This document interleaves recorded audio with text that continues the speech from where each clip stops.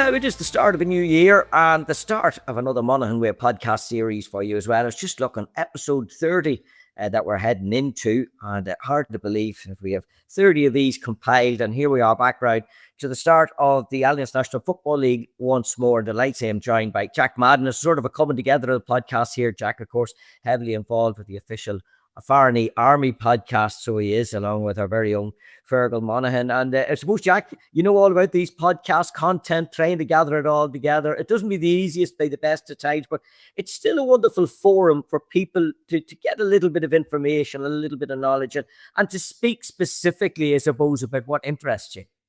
Oh, hugely. That's the way the media is these days, and nothing that Monaghan people care about more than football, Sean, as you know as well as I do. So look, we're definitely very excited now, heading back in Division 1 where you feel you belong, and it's going to be another huge year, 2026. Obviously, Gabriel heading into a second year in charge, so we're excited now ahead of the big stuff. The Mechanic Cup's out of the way, and they're all big games from here on in. Yeah, absolutely. You know, it was only when you sat down and we were looking at the fixtures. I'm not saying you'd forgotten that Monaghan were back in Division 1 football, but it had been back that time, and that night, Croke Park beating Roscommon in the league final. The promotion had already been gained. And it was thought to be a year of transition last year for Monaghan, with the new manager coming in. Conor McManus obviously had called it a day at that stage. There's bigger transition now, with a few more players now having called it now, heading into this campaign. But when you think back on it, it was a brilliant achievement to have dropped down out of Division 1 football after almost a decade of football there into what was a very competitive Division 2, and to come back out of it straight away again, back up into the top tier. It was a huge success, and if you remember this time last year, obviously we had no Mechanic Cup, and you're heading into that league really not knowing. The very first game against Calvin, Sean, like, you really didn't know where we were at or who was going to come out on top of that one. I think we won that by 8 points at the time, and we showed the proficiency with the 2-pointers even that day from the very off. But there's little tweaks to the rules even happened since then. You had your 3-back became 4-back, and you had to adapt as the thing went on. And Monaghan were actually, I think, your trailblazers in a sense, in that we really targeted those 2-pointers, and I feel like that looks like it's going to be a theme now this year. I feel like every team's trying to discover who their 2-point shooter is, because I saw obviously Rory Beggan got the King of the Arc tag. He was massive for Monaghan last year. Obviously he's going to be missing maybe the first couple of games of the league, but I'm sure he'll slot back in and be every bit as important again. But I think that could be a bit of a theme now this year. These 2-pointers, trying to get your 2-point frees in particular, somebody that can nail them, is going to be a massive thing for teams.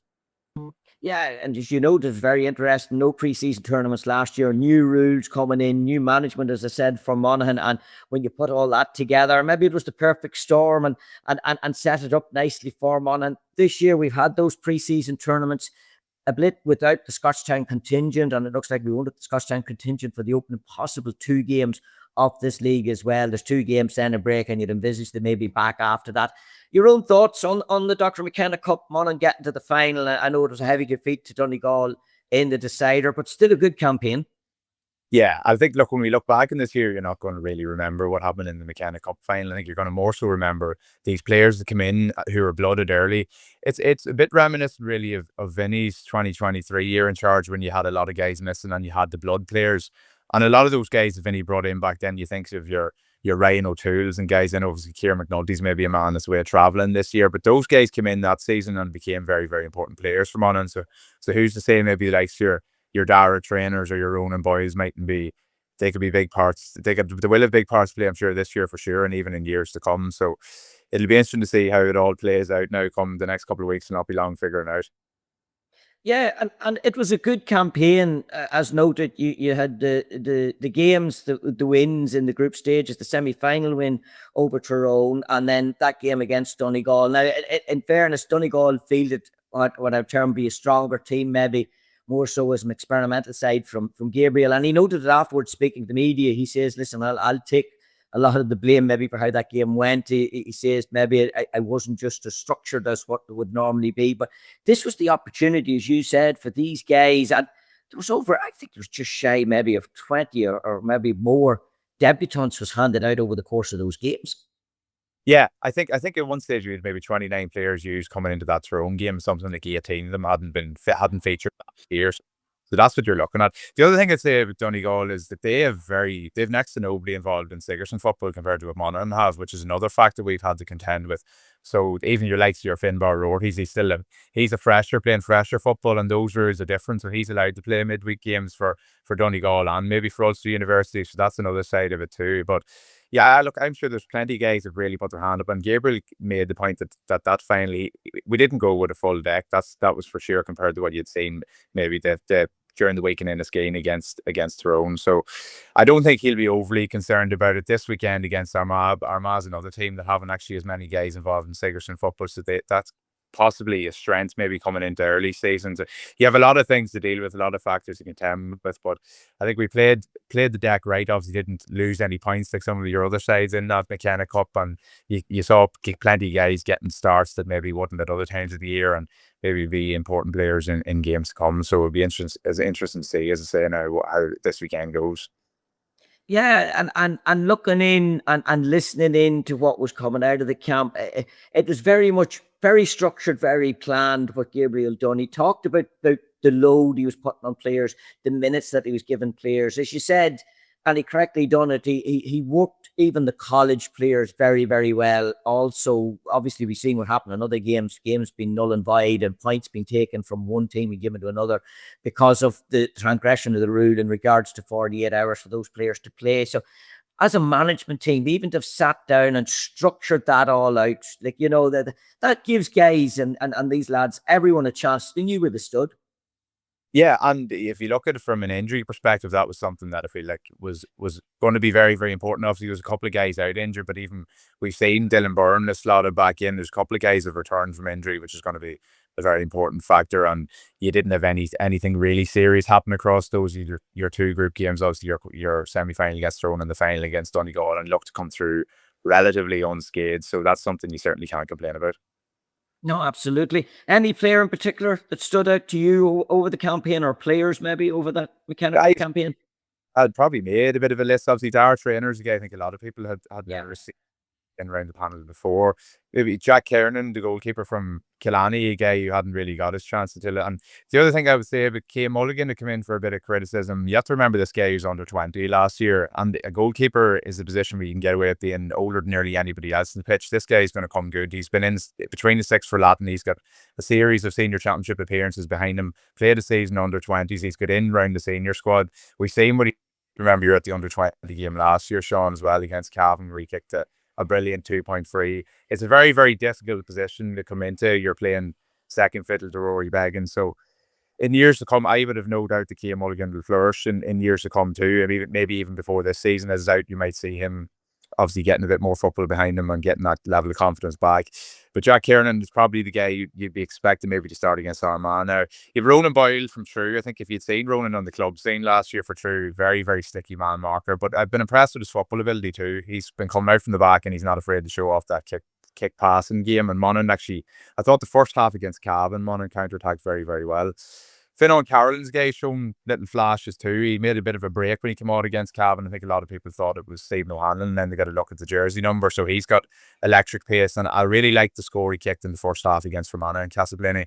It was off, I think it was Gary Mohan turnover. Monaghan went up the pitch and got the ball out to Carolyn on the right hand wing, and he clipped it over. A lovely score. And Thomas Hughes, the guy, he came on off the bench that day in Blaney. He had got an appearance, I think, against Cavan too. Maybe didn't go quite to plan, but he really stuck to his guns and came back to that game against Fermanagh. It was brilliant that day off the bench and got a start then. It was brilliant again against Tyrone and showed flashes against Donegal too. And Ryan Duffy, the Latin man, he was very, very impressive. More than standout players. I think you have to remember that first half against Donegal. I think we were unlucky maybe to go in behind as much as we did. There was a couple of 2.3s of Mulroney in the goals for Donegal was kicking well. So yeah, look, there's plenty of names there, even some I'm sure I've left out too, but it's definitely a new look sort of panel, which is great to see. These guys who, as I say, were brilliant in club championship football last year, getting the chance to shine now in the county scene. Absolutely. And it's probably, and I noted this to one or two was speaking about, Scotstown's brilliant run through Ulster All-Ireland semi-final obviously made them unavailable and still unavailable. but it opened it up. It gave a wonderful opportunity for these other players to shine. Not saying that they wouldn't have been given the chance, but you'd envisage the likes of Rory might have been there towards the tail end of a McKenna Cup. Ryan O'Toole maybe would have been slotting back in again. I know there's one or two maybe not going to be available now. Gabriel has noted big Gavin McPhillips, I know, heading off on his travels. Conor McCarthy's still being managed in regards to his injury. But if those guys had been about, particularly towards the tail end of the McKenna Cup, they would have been taken in now in preparation for a league game. So that opportunity was afforded to these other lads. Yeah, 100%. And the other side of it, maybe apart from Rory, is that injury is just going to be part and parcel of the season. So you're going to have to get used to not being able to have your full strength and your full deck all the time. So that's something that we've already got maybe an upper hand on and a bit of a head start on. Yeah, absolutely. Just on Rory, do you think, and you're right about the goalkeeping situation there, Cian and Jack both been given plenty of ample opportunities over the course of the McKenna Cup. Would there be an inkling, you think, within Gabriel even just to call back Rory for this weekend? I feel from based on what he said, and you have to take him probably at his word, that it doesn't sound like Rory, like the rest of the Scotland guys, are going to be involved. I would imagine, obviously, after the back of the Bridges defeat was a disappointing one for them in Breffni that day, and they would have probably been, they would have had their few drinks, I'm sure, after that, and maybe come together as a squad, and kind of, that was the end of their year, so it would have taken them a while maybe to come back into camp. I'm sure Gabriel had left them alone. He had said as much that he had left them to their own devices for maybe that week or so, and then he was going to come back to them, maybe approach them, but I haven't heard any real update. Now, we have seen different guys spawning in on match day that you wouldn't expect, maybe Stephen Cluxton and Rian O'Neill on different occasions, guys that you weren't expecting to be part of match day squads, but I wouldn't think so, Sean, but you can never rule anything out. No, you certainly can't. I suppose an added bonus for Monaghan this year is the return back of Carl Gallagher. And in fairness, he's eased himself back in. We know he got an extended run with the club, Emmy Vale, whenever he did come back in, I think, for the county final, was there then right through their championship up until the Ulster final. And again, coming back in again, you'd know he's getting back into the run of it again from an inter-county perspective. He seems to be getting better game on game. He is, and like, you have to hand it to Carl. He's still only maybe 23 years of age, and he's coming into a new position. Like, before he left, Vinny had him nearly in that 14 jersey, maybe coming out round centre forward and trying to win a bit of possession in that half forward line and beyond. Now he's coming out to midfield. Midfield, as we know, was a completely different midfield than when Carl Gallagher left the country with these new rules too. So he came in against Cavan and got man of the match that first day. So that just goes to show you how much he's been working hard behind the scenes. Obviously, AFL fitness is never going to be a major issue for him, you wouldn't think. But in terms of settling back into football, he showed it with Emmy Vale, as you mentioned, the county final and beyond. Now he's back in with Monaghan, and I think it's a position at midfield where we probably needed him to come in. You're obviously down to Hall McCarville at the minute, and we have Gab McPhillips, as you mentioned. I'd seen your interview after the game against Donegal, and Gab McPhillips not going to be available this year either. So definitely, I think Carl in that midfield, along with Gary Mohan and a couple of others, are going to be very important players. Yeah, and I know Gary, I think, might have a college game, certainly this week or towards the tail end of the weekend. So I suppose the availability of him, he will be allowed to play. I take it the rules that stop them from playing the McKenna Cup, I don't think they carry in the league those 48 hour. Carry in the league. No, I think most of the Sigerson games from here on in will be midweek. Gary obviously playing up with Ulster University and had a much improved performance. They were very disappointed the first day against DCU. They took a fairly heavy beating against DCU, obviously the champions. Ulster University, a stacked team themselves, so they'll still fancy a chance to come and good to win that Sigerson Cup. But Gary, yeah, he's going to be a very important player for both Ulster University and for Monaghan. And I have to say, he's actually brilliant against Fermanagh that game in Castleblaney. He was probably man of the match at half time, and then he had to be essentially taken off, as Gabriel, as you mentioned. Managing those minutes had been something that was absolutely crucial. But Gary is showing some really, really good form in early season. Well, another man that's showing form, I think he picked up a couple of man of the match performances. Micheál Bannigan, right back in on it again. And it's been noted, is he the new Conor McManus? And I would argue he's not. He's a different style of player, but my word, he's a leader. He is a different style of player, but there's nearly no weakness to Micheál Bannigan's game. Yeah. Yes, look at Micheál when he came into the Monaghan team. He was probably a workhorse of a wing forward, coming back, tracking back and defending. From Gabriel has come in, he's deployed him as one of those inside three forwards at times. You can see him, he's taking frees. I think his free taking is actually something that's really come on. If you look at him throughout those McKenna Cup games, he was nailing 2-point frees. I know he might have missed one maybe against Donegal, but up until that, he had been nailing absolutely everything. The day he came in off the bench against Fermanagh was a freakish performance off the bench. You think he kicked 8 points and everything he touched just turned to goal. But even his ability to carry ball, counter attack, his close control. Like, I can't remember the last time I saw Micheál Bannigan dispossessed for a start. He just seems to really get this Monaghan team ticking. He's certainly the engine, and the captaincy role is something that seems to be suiting him, which a lot of guys might bring further pressure, but that doesn't seem to be the case for Micheál. Yeah, And and sorry, yeah, go ahead, Jack. Yeah, no, go ahead. Finish what you're going to say there. Yeah. he actually had an ankle injury for Anna Mullen towards the end of the championship club campaign too, and he seems to have shaken that off. He's come back and he's in flying form, so that was all I was going to throw in there too. Yeah, and just speaking of injuries, the other man that was back after another freakish injury as well, Desi Ward. Brilliant to see him back on full flight again. And again, just seamlessly, listen, I know he's an inter-county player and an inter-county player of high quality and nominated for an all-star, but to seamlessly come back in again after that injury once more. Yeah, and like Desi had said, I think in an interview that he was pretty close to considering retirement. So he said only 30 years of age. I think there's one of the games that Monaghan had played that he was the only man over. He's the only man in his 30s on the pitch that started that day, which says a lot about how young this Monaghan team is and how exciting all the prospects are in there. But Desi's a brilliant footballer. We've all seen that. Obviously, he's kind of operating that centre back role. You could play him midfield. You could play him centre forward. He can kick off the left. He can kick off the right. He can defend. He's another guy that kind of ticks all the boxes, and it's brilliant to have Desi back in there. I think there's worries that he might have torn his ACL in that relegation playoff against Carmarthen at the time, but thankfully I think it was a PCL injury, so he's managed to get back that bit sooner. And certainly he's a leader in that defence, because it is particularly probably a place without your Ryan O'Toole's and Killian Lavelle, he's going to miss the league. You probably do need a leader in there, and Desi's certainly putting his hand up. He certainly is. Have you been putting any thoughts to what a possible starting 15 could be for Monaghan this weekend? You know, bringing in what was there and bringing in what come through in the McKenna Cup? I suppose, look, there's a couple of positions that are going to be up for debate.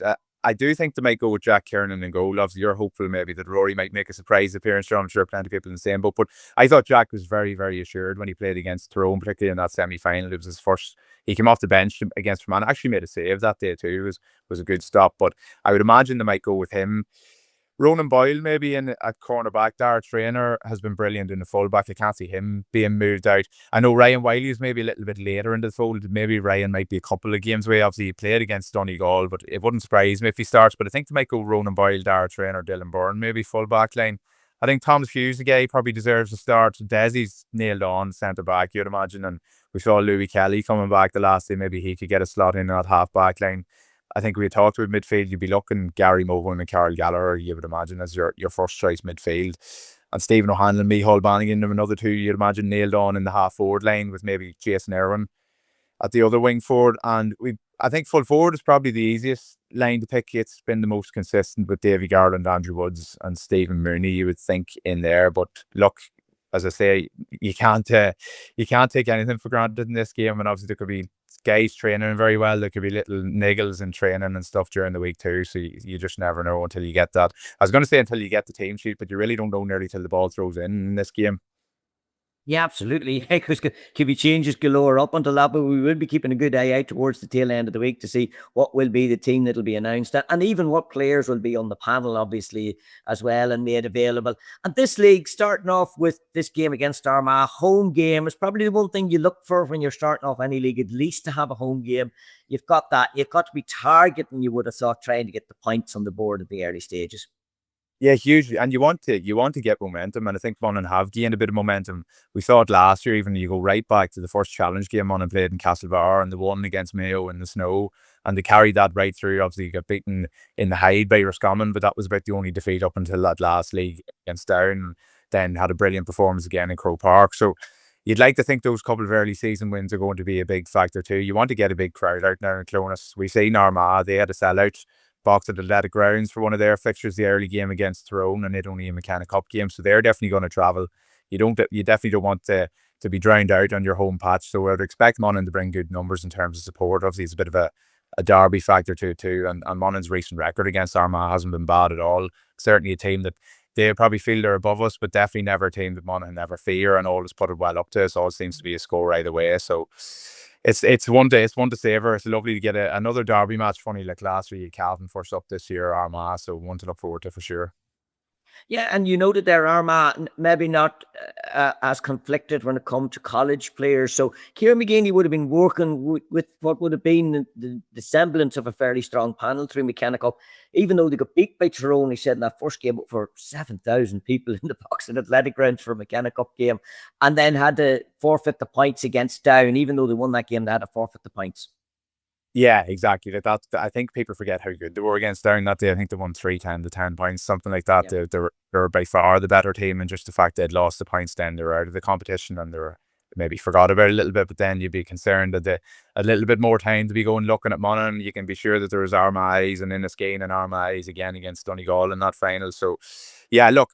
An Armagh perspective, they have a few injuries themselves. Obviously, Barry McCambridge, and then you have Rory Grugan is away travelling. A few different things for them, but I suppose in their absence, Tiernan Kelly's been brilliant. He's another guy you could probably play anywhere. You've Oisin O'Neill, and I think poor Oisin. Anytime Oisin plays well, he always gets nearly interviewed and asked about rain. But you forget what a brilliant player Oisin is. He had some seriously bad Achilles injuries down through the years and has fought his way back. I think it was the 2021 game, if you remember, the league was split kind of regionally, and Monaghan ended up playing Armagh and Brewster, and Oisin was brilliant on that occasion.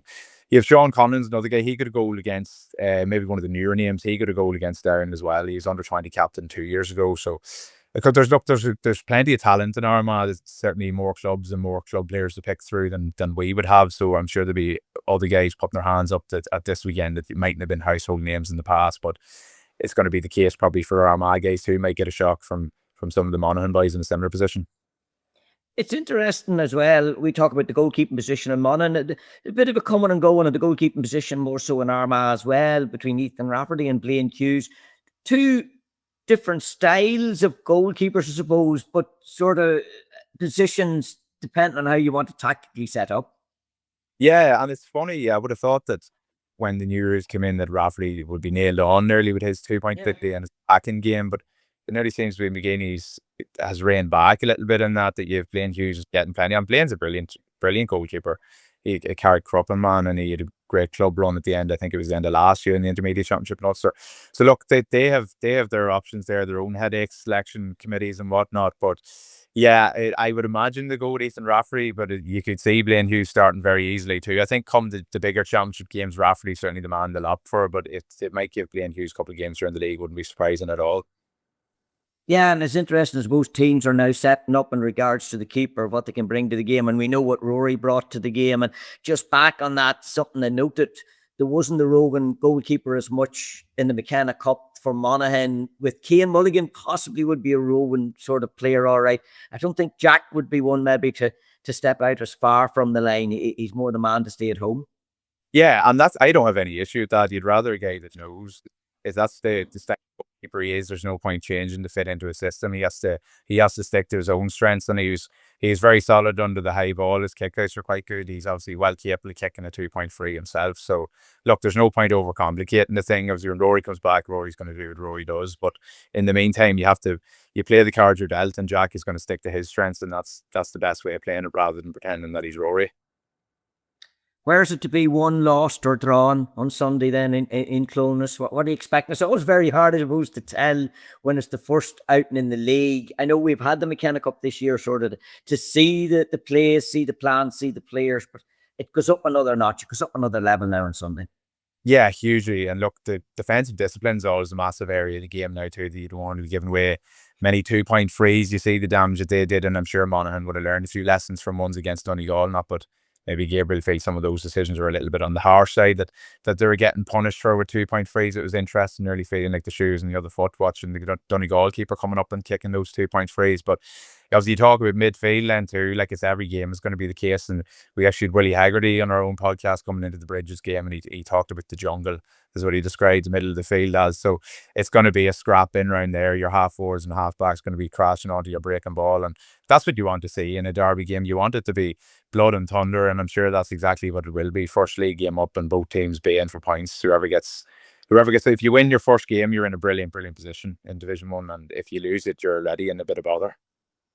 It's been interesting, that breaking ball, and listen, it was always maybe one to be contested, But the new rules have really brought that back round again now. If you're not cleanly catching, you have to be getting breaking ball. And Gabriel would have noted it maybe on the first game against Cavan that Monaghan were poor in that, and it seemed to maybe get better and better at it. But it is at that point now that if you're not getting a clean possession, because the pressure's on the goalkeeper now to get the ball out, they have to kick it a certain distance. So if it's man on man pushed up, you're maybe not getting the free runner as much. You need that type of player that's coming in. I'm always thinking back on the Dermot Malone style of player that would win, curl up nearly like a ball and get the ball and come out the far end. That's what you're looking for now. Stephen Golligley, sort of similar. I know Yeah. that's but look, I think in terms when you've so much new personnel coming in, it's going to be very, very difficult. I think communication is an underrated aspect of it. Your bravery, as you say, is a massive part of it. But if you have your midfield partner that you know down through the years and you know exactly what way he's going to run, maybe how he might block off certain players to create that little pocket of space. There's so much going on off the ball for guys to be able to go and field the ball that you just wouldn't believe it. So I think when these Monaghan guys, obviously even Gary and Carl, I'm sure will be in deep conversation with each other about how to create little pockets of space for each other and working together in terms of those kickouts. And obviously now with your goalkeeper switching too, like that's another aspect of it. Like so many guys will be used to Rory, and different goalkeepers might have certain different styles and maybe the way they approach the ball, not just as certain as where the kickout might be going and calls and different things. Like there's plenty of different aspects to it, but look, it's only going to leave Monaghan in a better place that you've got all these new guys in rowing in the one direction. Absolutely, and looking to make the impression. Communication you talked about there, the biggest communication in the Gaelic game now is that dotted line, that halfway line, and communicating when to go, when not. Some teams have it down to a fine art now as to when to break and when to pull a man back and such like as well. That can play a big part in games.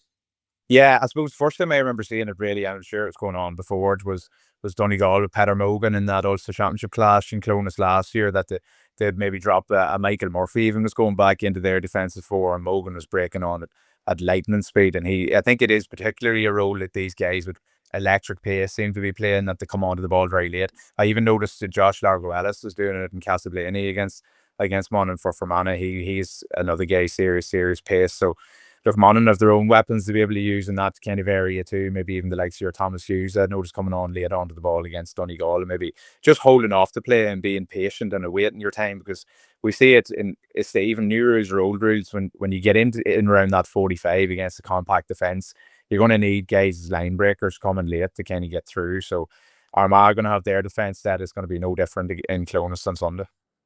It's certainly not. Just briefly looking at other league fixtures, maybe that'll be of interest to us here across the region, Jack. Roscommon away to Kerry. Obviously, Kerry, the league champions. That's a tough one. Roscommon, obviously, to be without their St. Bridget's contingents as well. New manager in there and marked out also. So a lot for them there to be heading down to the Kingdom. Yeah, and I don't think Roscommon's recent record against Kerry makes for brilliant reading either. It's always going to be a very, very difficult place to go. You'd imagine Kerry probably going to be strong there. Now, the only thing is, obviously, they're missing their own Dingle contingent. There's something that maybe the Roscommon boys will be looking at and saying that's 6 in one, half a dozen in the other. So yeah, look, it's gonna be tricky for them, but as they say, that'll probably not be one of their games they're going to target. They'll be looking at staying up, securing their status in Division 1. Obviously, we've seen in recent years, Monaghan and Roscommon, a couple of different teams going up and down. You want to be able to stick in that Division 1, and I'm sure they'll have their targeted games. Obviously, the second round 2 fixture, Monaghan Roscommon, is going to be a massive one. Yeah, I was just going to say that it's that second big fixture. I think everybody will have eyes on down in Dr. Hyde Park.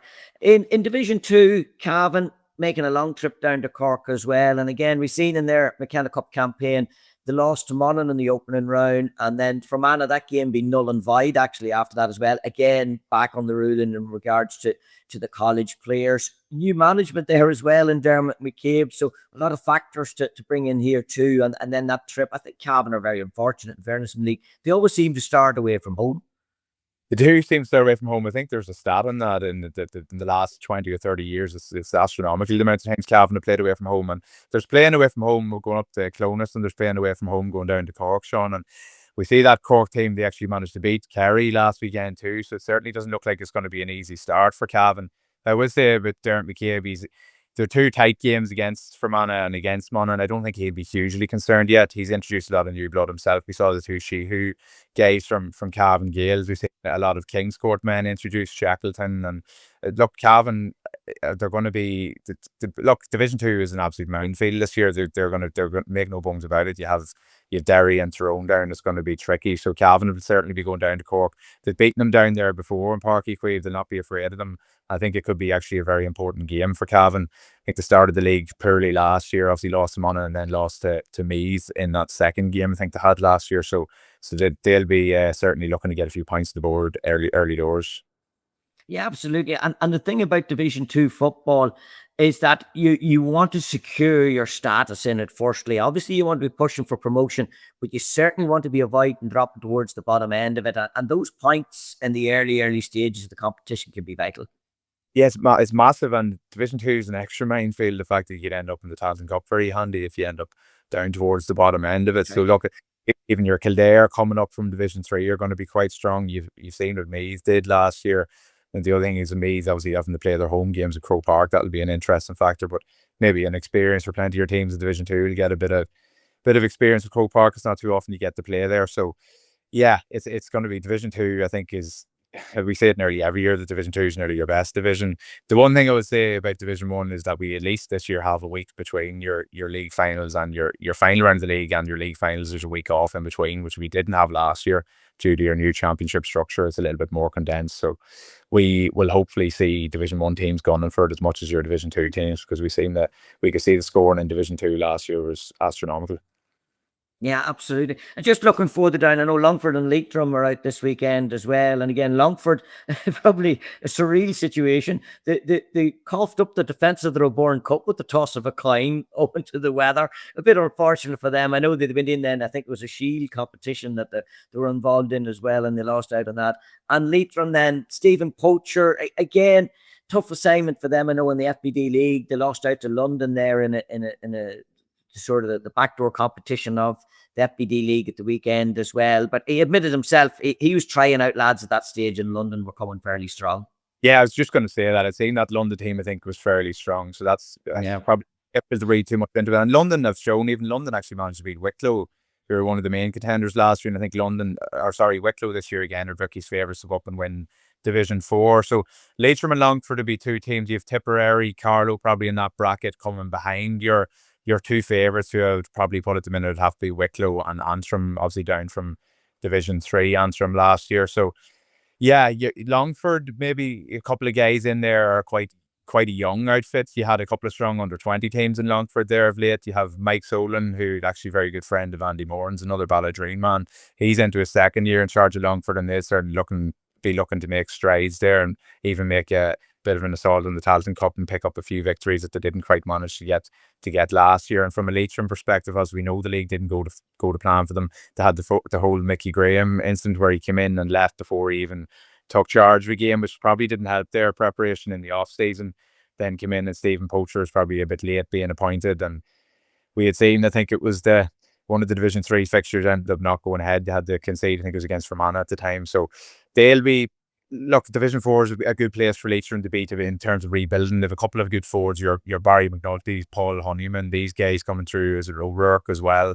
And you have, I think Keith Byrne now is a guy who's not going to be involved with them this year. He had been top scorer, I think, across all the divisions back in 2023. So he's a bit of a loss for Leitrim, but they're in a place to rebuild, and I think a bit of a rebuild is probably what they need off the back of last year. Yeah, absolutely. And just finally, it's no slight on the lower divisions. Obviously, our focus is always on maybe where your own county is, your own team's involved. And even from a media perspective, you're always looking at the top end of it.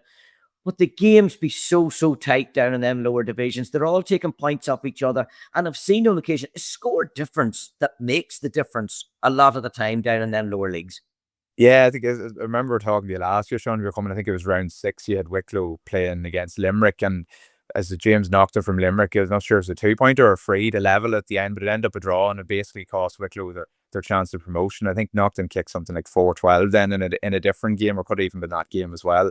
There's some phenomenal games, and I think especially Division 4, you were saying there's no relegation, so teams are able just to throw the shackles off and have a go with promotion. So Wicklow, is saying, are probably there to be shot at. Did a great championship last year. Obviously, you were unlucky in that Tailteann Cup semi-final. I think they were 7 points up and ended up losing out to Limerick, who went on to give Kildare a hell of a game in the final. So it just goes to show you that maybe these teams playing off against each other, they're able to breach that gap up to the upper teams. And the Tailteann Cup seems to be working. Even we saw the likes of Wicklow last year running Dublin quite close in Leinster, and it does seem that the gap is closing. You would like to think. You'd like to think. Absolutely. Well, listen, we're looking forward to it all coming back round again. It could be a little bit of controversy to start off our first week as well. I see Dublin coming out saying that they won't be involved in anything that has Allianz signage or anything like that around them too. So I don't know. Thoughts on that? Yeah, it probably won't be the last. You see, if there's going to be probably a few different statements in relation to Allianz. Jarlath Burns had come out a couple of weeks ago and said that they're going to be sticking with the Allianz sponsorship. I think the Allianz sponsorship runs is something like 2030, and have been something that they've been involved with the GA a long time. Is something that's probably hard to walk away from financial perspective. But as we've heard, there is links to the Israeli. It's pumping money into the Israeli army with something to do with the Gaza conflict. So yeah, it's not going to be the last thing you hear on that front. I'm sure, Sean, there's going to be probably plenty of stances taken. We've seen Savile and Down had raised a motion to pull Down out of the football and the hurling leagues. Obviously was dropped at the last minute, but there's going to be plenty in the line of protest there, I'm sure, as the league goes on. Well, listen, their focus will be whatever's on the field, and we're certainly looking forward to it. My thanks to Jack Madden there, joining us, the Irish news journalist, of course, and his own official Farney Army podcast series as well, if you wish to check that out.